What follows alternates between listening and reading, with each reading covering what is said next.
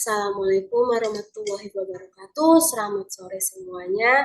Yang terhormat Ibu dosen mata kuliah pengantar filsafat ilmu yaitu Miss Yuni, dan kepada teman-teman yang berbahagia, kami dari kelompok 8 chapter 8 akan mempresentasikan tentang epistemic and the metaphysical issues about scientific theories.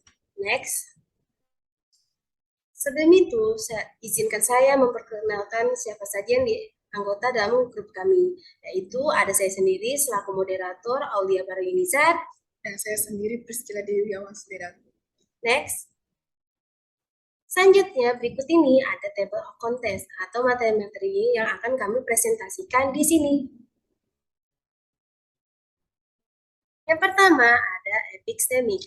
Epistemic mengacu pada epistemologi, ilmu pengetahuan, sebagai cara untuk mengetahui atau nilai-nilai dan keyakinan yang melekat dalam pengembangan ilmu pengetahuan, yang dimana biasa ilmu pengetahuan itu bersandar terhadap pemahaman tentang bagaimana pengetahuan ilmiah dibangun dengan memegang tingkat kepercayaan pengetahuan ilmiah itu sendiri.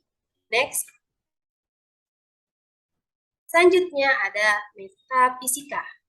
Apa itu metafisika? Metafisika adalah cabang filsafat yang mempelajari dan memahami penyebab keberadaan segala sesuatu sehingga hal-hal tertentu muncul menjadi ada. Next. Selanjutnya materi ini akan dijelaskan oleh Priscilla. Silakan Priscilla. Oke, terima kasih Farah. Di sini saya akan menjelaskan bagian reduction, replacement, and the progress of science. Yang pertama ada reduction and replacement theory. Di sini Newton menunjukkan bagaimana hukum Galileo dan Kepler dapat diturunkan dari teorinya sendiri sebagai kasus khusus. Para filsuf sains menyebut turunan hukum satu teori dan dari hukum lain ini sebagai reduksi antara teori atau reduksi. Jadi revolusi ilmiah di abad ke-17 ini tampaknya terdiri dari penemuan dan pengurangan hukum Galileo dan Kepler yang diganti menjadi hukum Newton. Hukum Newton dapat dikurangkan dari hukum teori-teori ini dengan membuat beberapa asumsi ideal, seperti kecepatan cahaya yang tidak terbatas, atau setidaknya semua kecepatan lain yang dapat dicapai jauh lebih lambat daripada kecepatan cahaya. Lalu yang kedua ada reduction problem. Masalah reduksi sebagai catatan kemajuan ilmiah sepanjang sejarah dari zaman Newton hingga zaman kita adalah bahwa identifikasi antar teori menjadi semakin sulit. Mendefinisikan sifat-sifat yang terdapat dalam termodinamika dalam kosakata mekanika, Newton adalah pencapaian besar, tetapi jelas merupakan pencapaian yang layak. Namun ketika fisika berkembang, identifikasi pemersatu seperti itu menjadi lebih sulit untuk ditetapkan, seperti hukum kedua termodinamika. Lalu yang terakhir ada progress and revolution of scientific atau scientific progress and revolution.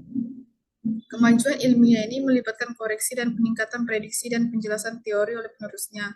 Jika teori penerus hanya mengandung teori reduksi asli sebagai konsekuensi logis, ini akan memasukkan kesalahan pendahulunya. Terkadang satu teori ini menggantikan yang lain, bukan dengan menguranginya, tetapi dengan menggantinya. Di awal abad ke-21 ini, mereka menggunakan istilah reduksionisme menjadi label untuk metodologi atau strategi penelitian yang diganti menjadi mekanisme untuk mengembangkan tuntutan bahwa ilmu menggambarkan pengetahuan tentang biologi yang bertujuan untuk membangun model-model terbatas dari proses-proses khusus. Reduksionisme membuat hubungan antara bukti dan penjelas menjadi misterius. Lalu ada the problem of theoretical terms atau masalah istilah teoritis. Istilah teoritis ini didasarkan pada pengalaman atau empiris yang dapat diamati atau kita lihat secara langsung. Agar tidak terjadinya kesulitan saat memahami arti dari istilah tersebut.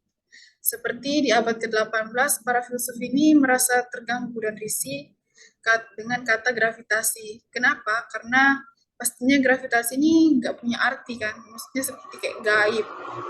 Jadi mereka ini menyebutnya sesuatu yang tidak memiliki pengalaman. Kegelisahan kaum empiris tentang entitas-entitas teoritis ini memiliki dampak yang berkelanjutan pada filsafat ilmu hingga akhir abad ke-21 dan seterusnya. Oke, itu saja dari saya kembalikan lagi ke moderator. Baik, terima kasih Kila. Next. Selanjutnya ada realisme ilmiah versus anti-realisme. Apa itu realisme ilmiah? Realisme ilmiah adalah pandangan bahwa teori-teori ilmiah dijelaskan dengan secara nyata, benar, dan semakin sukses maka kuat.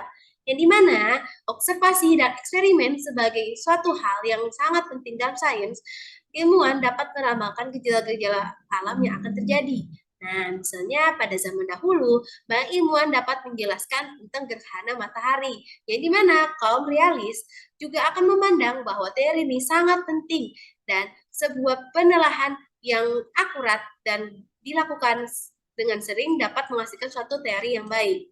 Selanjutnya ada anti-realisme. Anti-realisme ini juga adalah kebalikan dari realisme itu sendiri. Yang dimana kalau anti-realisme hanya dianggap dengan benar, sama bermanfaat bagi manusia.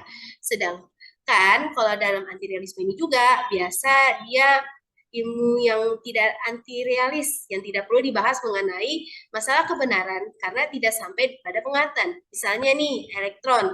Nah, menurutnya elektron hanya bahasa ilmu yang menjelaskan tentang fenomena yang tidak dapat diobservasi. Oleh karena itu, tidak ada persoalan jika bahasa itu tidak ada kaitannya dengan realitis. Next.